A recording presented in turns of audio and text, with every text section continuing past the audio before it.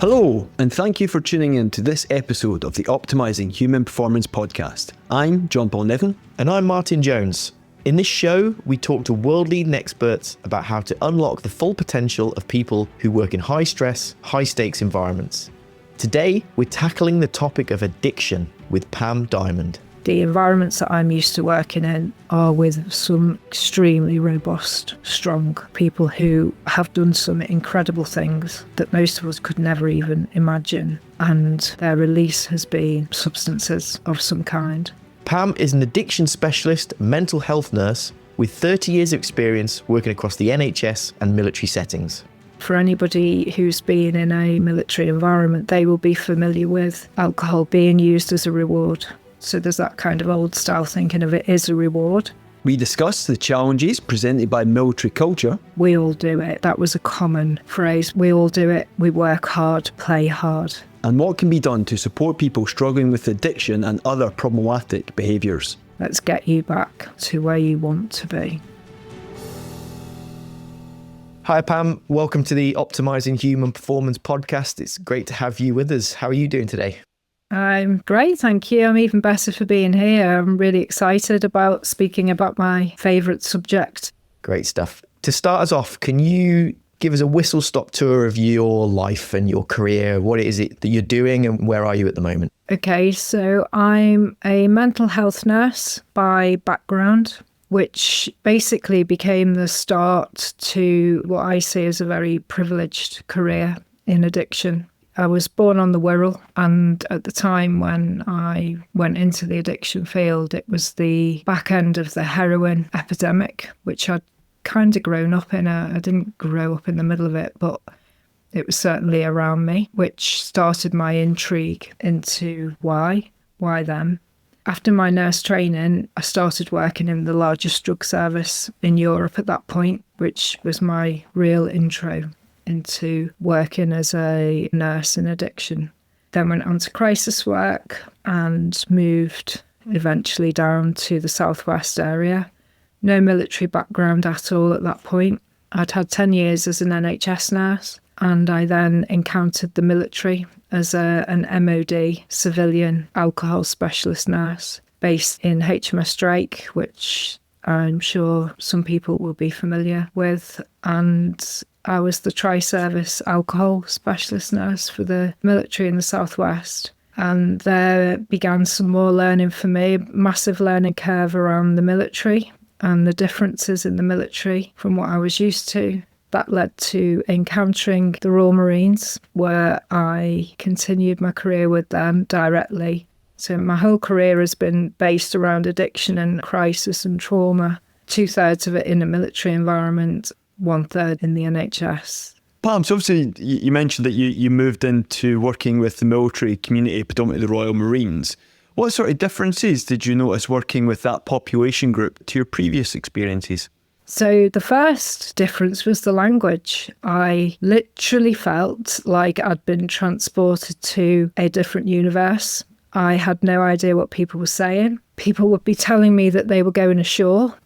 And I thought, well, we're in a building, so how can we be going ashore? People would be talking about getting wet in, which for anyone that might be listening that doesn't understand that is a drink. I felt like I was learning a foreign language. But I guess the biggest difference I noticed was what a closed environment it was, which had some positives, but also had some challenges, because that closed environment was generally to do with high performance compared to the population I'd come from. And that challenge I learned was that people were afraid to seek assistance for many reasons. So I think the biggest difference was the closed nature of the services that I was working with, which I thrived in and chose to learn why the challenges were there.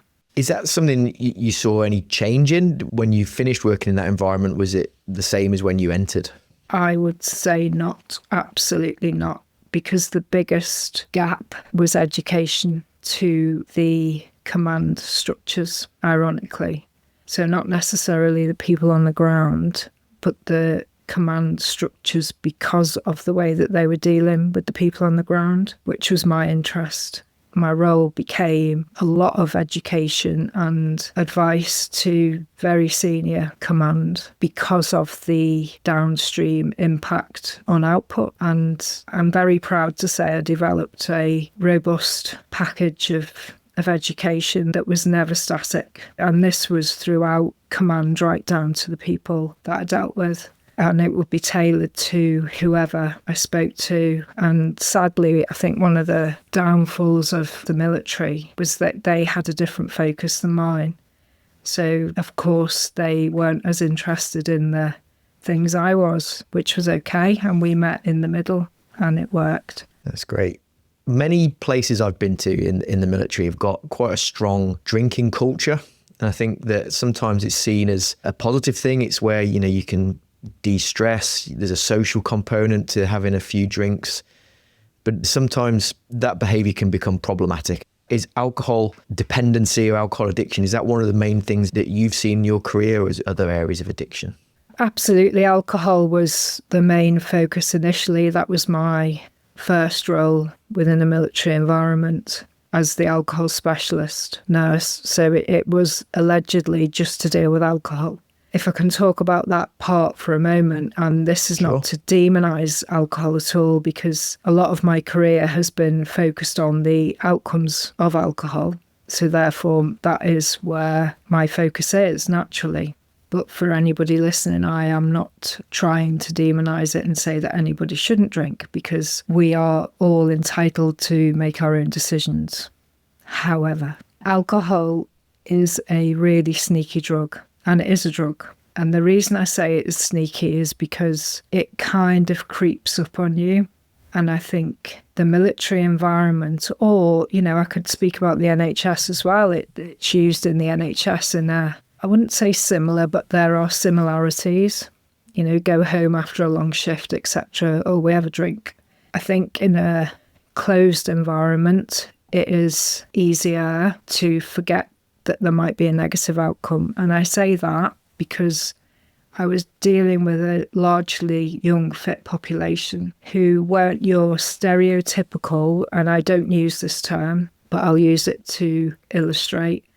They weren't a typical alcoholic. If I ask anybody to conjure up the image of an alcoholic, it tends to be an older male on a park bench, etc. The population I was dealing with were not that person. They were young, fit, performing people at whatever role level they were at. So the contrast and the contradiction of alcohol is bad against, well, I'm fine. We all do it. That was a common phrase. We all do it. We work hard, play hard. And that justification for what was often becoming very destructive behaviour was almost encouraged. I did see things changing over time as command structures learnt more. But for anybody who's been in a military environment, they will be familiar with alcohol being used as a reward. So if you are that person who realises that you are actually drinking too much, not enjoying it the way you may have previously, having some kind of outcomes that you don't necessarily want, but you're hearing this message that, oh, it's what we do. We've just done this exercise. We've just been away. In the Afghan era, I would commonly hear, well, we've just deployed for 6 months. What do you mean? How can I have an issue? And my message was always, it's not about how much, how often. It's what happens when. If the evidence stated that every time I drink, it might only be once a month, but I'm an absolute nightmare with my partner, with my control at any level, with my ability to perform my normal tasks the next day, then that matters. Pam, two questions if I may. Firstly, what do you feel was driving the alcohol consumption within the military organisations you worked with? And secondly, do you feel it's less prevalent today than it was in previous generations? And I say that, think back to my own experience. I served in Germany for around 5 years. in Germany had a very extreme drinking culture, to say the least, and it was negative in many ways. It was good for morale and camaraderie, I don't deny that, but some of the downstream effects of what was deemed acceptable was questionable. But I would think back to what it was like then, in the days what we used to call the squadron bar. We used to have squadron bars in each unit. But now it seems very, very different when I speak to those who are still serving. So it'd be really interesting to get your take on that. Absolutely. I think that, your first aspect to that question is what was driving it. I think in some ways ignorance. I think culturally it had been a norm. So think about the Navy, rum ration. How could it not be normal? We were given it. So that kind of, ironically, used the word hangover effect. Could you say it may have been a bit of a control measure to keep people on that kind of, it's what we do. We'll thrash you today, but listen, we're going to stand you down. Wednesday afternoon, you're going to be off with sports, when quite often sports would be, we go ashore, to use that term, so we go to the bar. So I think there was some ignorance, a bit of, it works to keep people happy if they're pushed, but they get a reward. So there's that kind of old style thinking of it is a reward. And I absolutely take on board your point about the camaraderie and the getting people together and that shared experience. But that never took into account maybe that one person in that bar who couldn't drink. And I say ignorance because I spent a lot of time working with command, teaching them initially for this kind of train the trainer effect about you cannot order people to drink in events. You cannot do that. And then have them on a warning for alcohol. There was these contradictions. In terms of has it changed? Absolutely. In my last role, where I was working solely with the Royal Marine community, I saw a distinct difference, almost like a two-tier effect, where the younger lads were absolutely not on board with this older style drinking that I was familiar with, the kind of work hard, play hard. We drink several times a week, or even we drink at weekends. The younger lads were just not familiar with that. So you'd have almost a conflict between the older style generation of military with the younger people coming through who weren't really meeting in the middle on this, and then that could sometimes create more issues. An observation that I've made is I think that I look at my early 20s as a student, and I think alcohol in particular was a large part of the university lifestyle. Where I live at the moment, a lot of students, I was having a non-alcoholic drink on a one particular night, and I saw more people going into a 24-hour gym on a Wednesday night than to what used to be a very popular bar for Royal Marine recruits, funnily enough. There was more people going to the gym than there was in the bar at, say, 10 o'clock on a Wednesday night. It's a strange one for me. I don't know whether it's the Instagram effect. People just want to look good. They want to look healthy. It's a social media thing. I don't know. Is there societal change around alcohol in this country that's maybe driving some of the changes in behaviour? I think what you've just said there is spot on around the kind of social media, Instagram era, where people appear far more interested in their appearance. The image that they are promoting to the outside world is of alleged perfection. And alcohol makes us look rubbish, whether we like it or not. And what I saw was an increase in the younger guys using gyms at really strange times, being in gyms excessively, and they would not go near alcohol. They'd hardly go near certain food types, never mind alcohol. I think we are, as a population, we're far more aware of nutrition. If we did a screen of adverts now, it tends to be about health. People are far more health conscious now. So I think that feeds into the difference in older generation and people maybe being less concerned with what protein shakes they drink and how many times a day they go to the gym. Pam, I'm just going to play a devil's advocate here. Oh, here comes the hand grenade question, Pam. Go for it. And you've probably heard this one from the chain of command. So when we look at determinants of operational effectiveness, one of the most important, time and time again, is team cohesion. This concept that we are no longer an individual, we are a cohesive unit and we operate as a collective. And obviously the military has been traditionally very good normally at forging teams, moulding people into what's required. And it's not about the individual, it's about the collective. Do you feel that alcohol can be a useful mechanism to achieve team cohesion if managed appropriately? But then, if people are going down these individual tracks, these tracks of perfectionism, and indeed this is something we discussed in the last series, the issues with the idea of perfectionism, but if people are going down that route and becoming more individualised, we start to see this separation. So from a military perspective, from an operational perspective, we're creating an environment whereby we're not promoting team cohesion as we've done previously, but things are happening which are promoting individualisation. That could be a slippery slope. So it'd be interesting to get your thoughts on that. I appreciate that there's many things to unpack in that, but it's just something that sort of runs in the back of my mind from my own experience. Okay, the team cohesion bit, my question back to command would be, does that need alcohol then?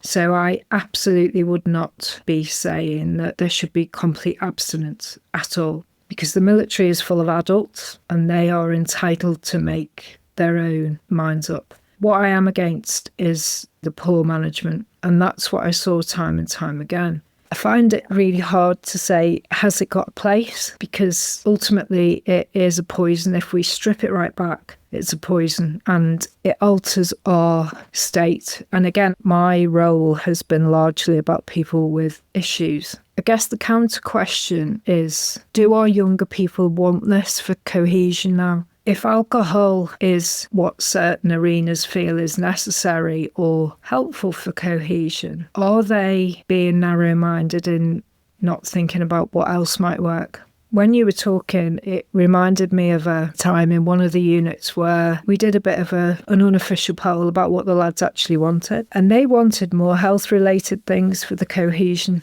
So I wonder if sometimes we get a bit down an alleyway about what actually promotes cohesion. Does that answer?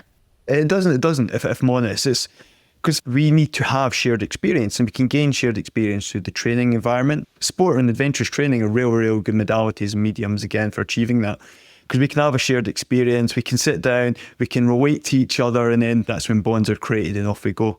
And obviously alcohol was another mechanism which was used traditionally. And the alcohol misuse, which I've seen in my career, sometimes just, I'd rather forget that. But then on the flip side, and again, just playing devil's advocate, sometimes those experiences were good for bonding people. Sometimes people, they didn't want to be in it, but when they were brought into that environment, they then came out the other side slightly better. But it was always a balance. And it's that balance between the needs of the collective and the needs of the individual. And now where do we achieve the balance? And it just seems that instead of the balance coming to the fore, especially post-COVID, I would argue, it's going the opposite way. And it goes back to my original question. Well, if that's the case, if we've got more individualism, more individual drivers within military or other high-stress, high-stakes organisations, could that potentially have a negative impact upon operational effectiveness? Because if it does, well, that's a far bigger question, but it's just something that's sort of puzzling me. I'm trying to balance my own experience and thoughts between the two. So I'm conflicted, for want of a better word. So let's just go and get all our soldiers hammered. Is that what you're saying, JP? No. See, that's not the balance. That's not the balance. An alcohol-free Peroni, how about that? Oh, I love those. I absolutely hear you, and I'm conflicted because I've had some amazing times with alcohol, but I've also had some not so great times. And my concern is, in military environments that are really closed and high performing, and other environments that you allude to, if you are that person, and I guess I am quite clear on this bit, if you are that person, it becomes harder and harder to then say, I'm not like you.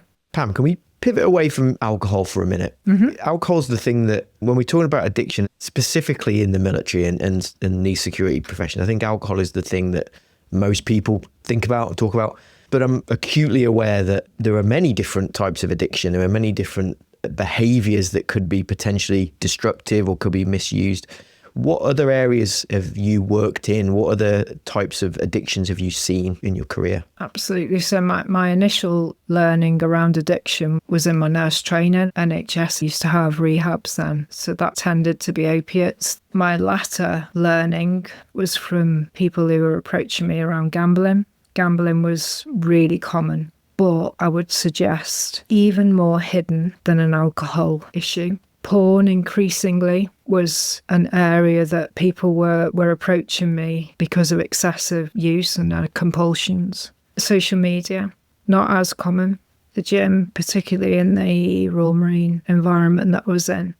And then just to add on a kind of twist onto this, I worked in the veteran space as well. And what I found when I was doing my assessments for veterans who'd sought help outside of the military, quite often prescription drugs, over-the-counter medicines, it tended to be that people that were using over-the-counter medicines and prescription painkillers after leaving the military had quite often been a heavy drinker during their time in the military.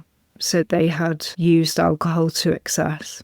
What I saw latterly over the past few years was, in particular, the gambling and porn issues were becoming more prevalent. Can we just dive into that a little bit and pick apart some of those issues? Like you said, people drink, people do watch porn, they do gamble, and they're perfectly fine. It's not compulsive, it's not obsessive, it's not affecting the rest of their lives. Where's the breaking point where it starts to become a problem? To reiterate, just the point you've made there, all of these behaviours are okay if that person chooses to engage in them. The tipping point for individuals is when that behaviour starts to intrude on their everyday functioning or someone else's everyday functioning. So, for example, I may use a gym 4 times a week. I'm using that gym to change how I feel. Any of these behaviours, substances, drugs, whatever we're calling them, are to change how we feel at some level. And that can be good, you know, as JP was saying before, that can be good if you're just having a couple of drinks. Literally a couple. I found out a military couple means about 10. JP, you can elaborate. You've been there, right? Am I right, JP? I think a military couple is definitely not 2. Yeah, no, but I think that's just more down to their poor mathematical accounting abilities. Yeah, absolutely. So if we are using the gym, we're using it to change how we feel. That's it. But when we are moving from that, changing how we feel from a positive into okay, I need to do this now. So it's becoming more of a compulsion. Alcohol's quite an easy example to use. So every day after work, and by the way, I'm using this as an example, this is not me. Every day after work, I have a glass of wine. Why do I do that? Well, it makes me just chill. It makes me de-escalate from whatever. Okay, so after X amount of days, weeks, months, I'm not getting that same feeling. So I'm going to have 2 glasses now. And then whoever's with me, well, they want a couple, so we'll open another bottle. And this is what I said before about it kind of creeps up. And generally we don't notice it because we tend to justify these behaviours because everyone does it, or I'll sort it out next month. And a very common thing that we do as humans is we will give an excuse for what's coming up. I can't possibly stop at the minute, or I can't reduce my gym sessions this month because I've got something coming up, or I'm watching too much porn. From next week I'm going to sort myself out. When we know that it's having a negative impact on ourselves or people around us. But sometimes we don't listen to that. We'll think ahead. We'll put it off. There's a few people that I work with who train a lot. They train a lot. And I know some people who train every day. It's part of their identity. It's who they are. I wouldn't say they're obsessive or they're compulsive, but they do it. They do it a lot. I also work with some people who have quite openly said that the gym is their mental health break. It's their release. And they then end up doing some quite strange exercise behaviours, like strange timings of the day. You know, they'll be working out when most people would be in bed. It's like they're working very hard during the day. So they then have training at midnight or at 2 a.m. Or I heard a story just the other day of someone who trains at 3 a.m. whilst eating chicken breasts. Very peculiar behaviours. Multitask. You know, yeah, multitasking. You got to give them credit. They're getting stuff done. Amazing. But strange exercise behaviour. I recognise it's peculiar, but if they're saying, I feel fine, I enjoy this, I value it, I don't feel any negative impact in my life, is it a problem? Where are these behaviours problematic, or where are they not, if that makes sense? I think it's quite complex, isn't it? Because it relates to what JP said before about what people want. Well, people tend to want 24-hour gyms. That is quite normal, isn't it now? So again, I'm going back to my experience because I saw exactly the same as what you've just said. Young guys training twice in the day and once at night in the middle of the night. I would suggest that they cannot train that frequency without any injury or negative impact on recovery. The next thing is about sleep. If we have to interrupt our sleep frequently or delay our sleep to train, then I would suggest that the harm is at a minimum around our recovery and our sleep, on our mental health. Why does this person feel the need? That would be my question. What is it about training that often in the middle of the night or whatever that strange behaviour is? What is it that you need to do and what is it that you're gaining from that? Because it's not a normal cycle for anyone. Are we then going down a body dysmorphia route? Are we then bringing in the social media pressure? Pam, talking about the other addictions which you mentioned and you observed, so social media, gambling, pornography, have you noticed that the prevalence of these increasing? And you could argue that all three of them are interrelated because social media and the internet or access to the internet is a driver for the other two.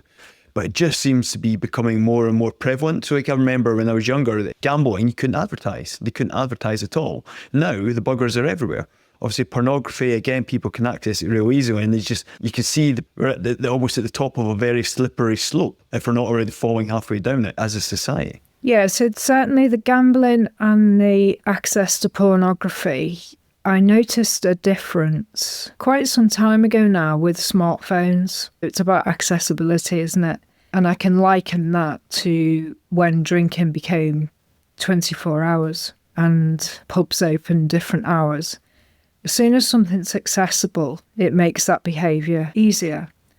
And the drivers for those behaviours, without going down a geeky neuroscience route, if those drivers are there and we want those rewards and they are accessible from something in our pocket, absolutely, I would suggest that has created more problems. And some of the stories that the lads would tell me about what would go on in restrooms, openly, and it's as if boundaries changed, and whereas pornography and gambling used to be accessed by either top shelf magazines, I'm talking way back, or going into a betting shop, accessibility then was very different. And also I think the stigma attached to them was very different. Accessibility plus cost. The cost is negligible to some people. However, it can become catastrophic, as we know, certainly with gambling.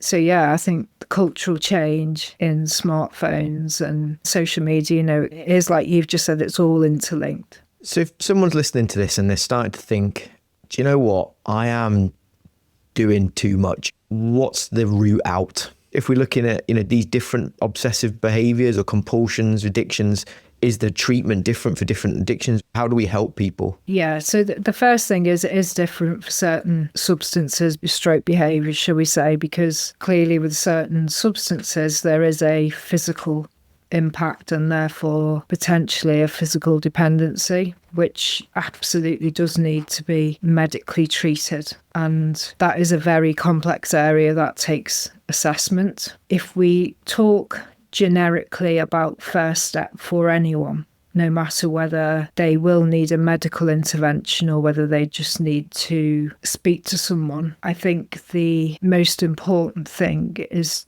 to pick one person. And I say that not because that's the way to do it, but the environments I worked in were environments where people found it really difficult to speak to anyone. And they felt that they had all the information about where to go and what they should do, but they just wouldn't do it for whatever reason, whether it was the environment they came from, whether it was the culture, whatever the reason was. So I started to say to audiences, just have one person that you speak to. That's it, that one trusted person. Not the person who's going to take you out for a beer if it's around alcohol, clearly. But just start somewhere. That is the message. Now that somewhere, if you are able to seek professional help from the first point, brilliant, if that's what it might need.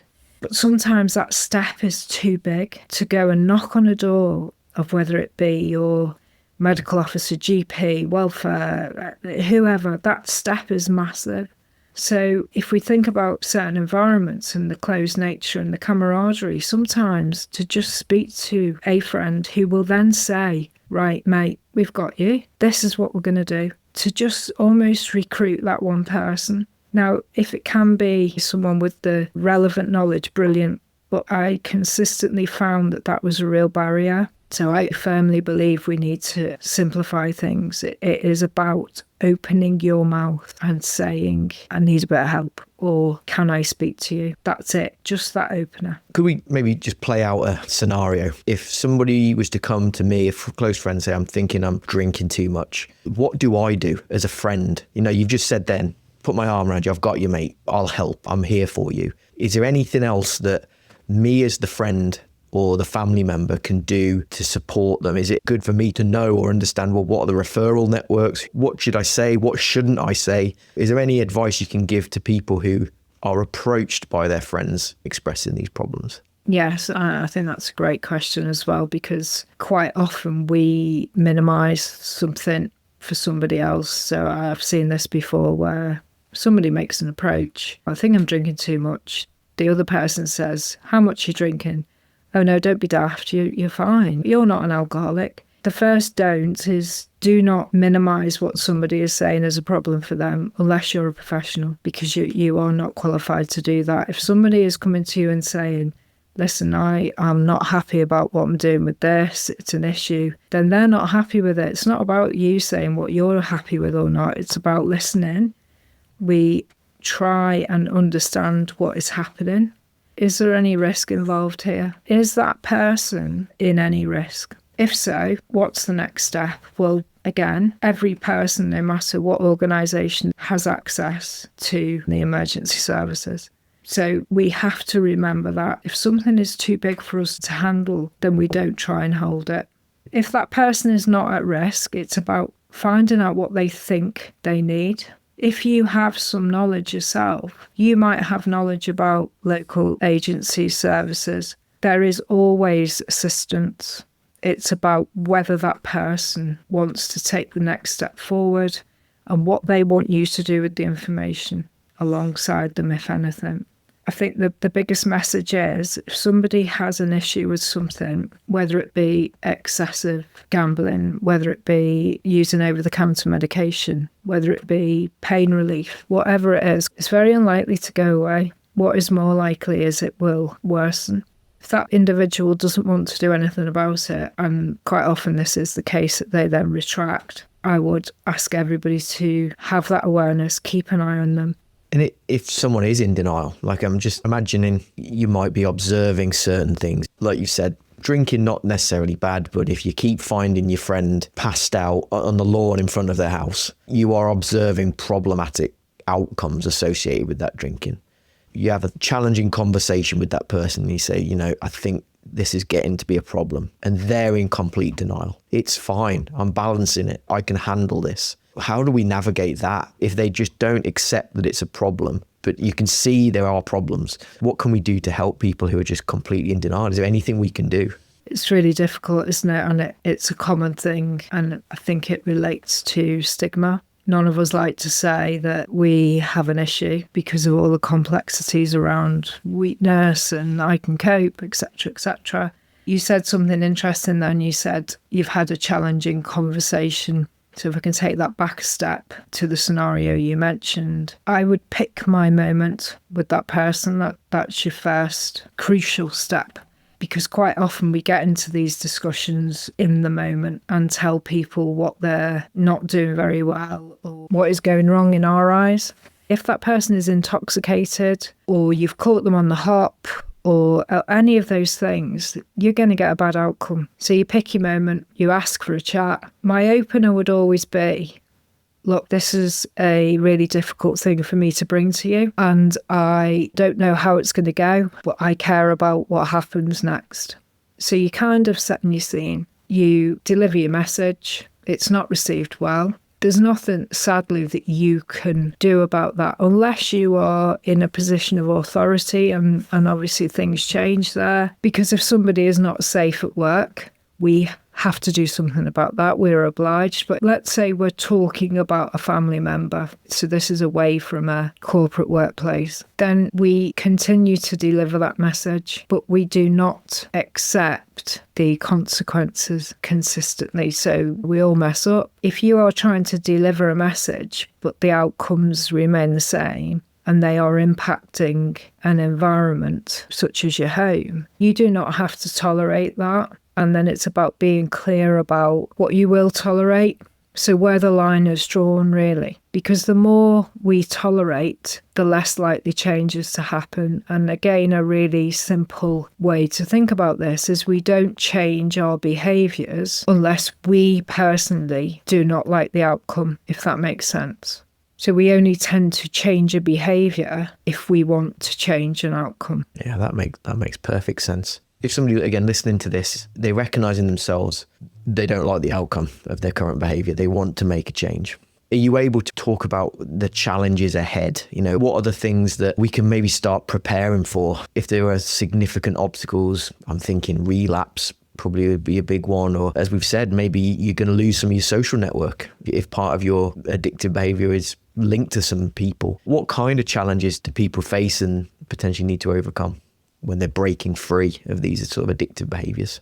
Depends on the severity, I think. To anyone, no matter where they were on that spectrum of severity, I would say you prepare that it's going to be different.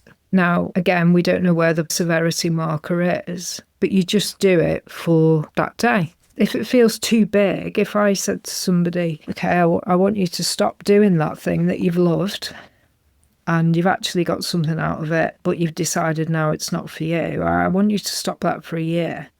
It's too big. Generally for people, it's massive.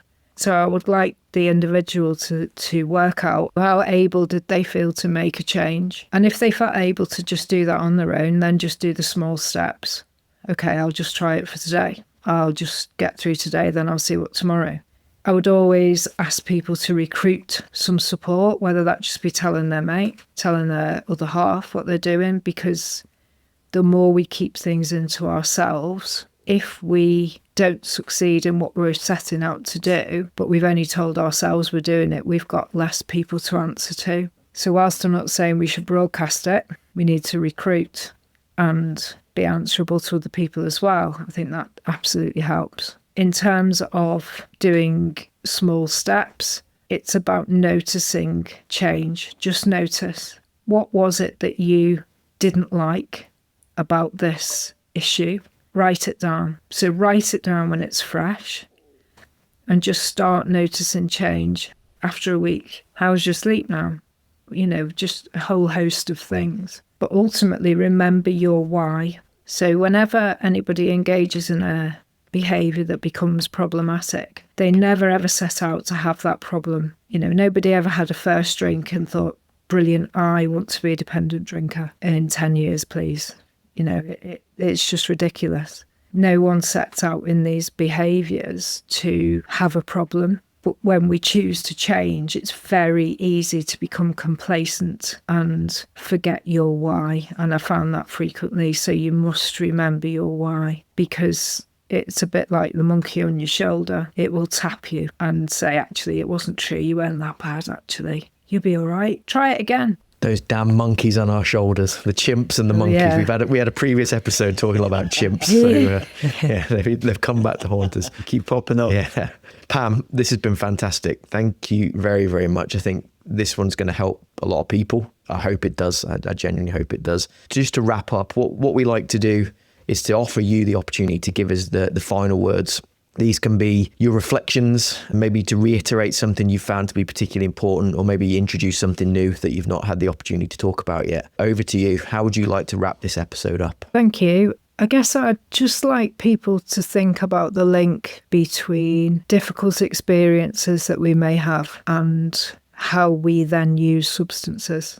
Because if I take it back to ultimately we use things to change how we feel. And as JP said before, sometimes that can be used to our advantage or a system advantage. But when we find that we are using those behaviours or substances to deal with a problem, Now, whether that be a trauma or a difficult time, then that is preventing us from looking at whatever that point in time was, the difficult time, and throw in some chemical reactions, throw in some avoidance. You know, we're all really good at avoidance, aren't we? It's just a dangerous mix. And the environments that I'm used to working in are with some extremely robust, strong people who have done some incredible things that most of us could never even imagine. And their release has been substances of some kind.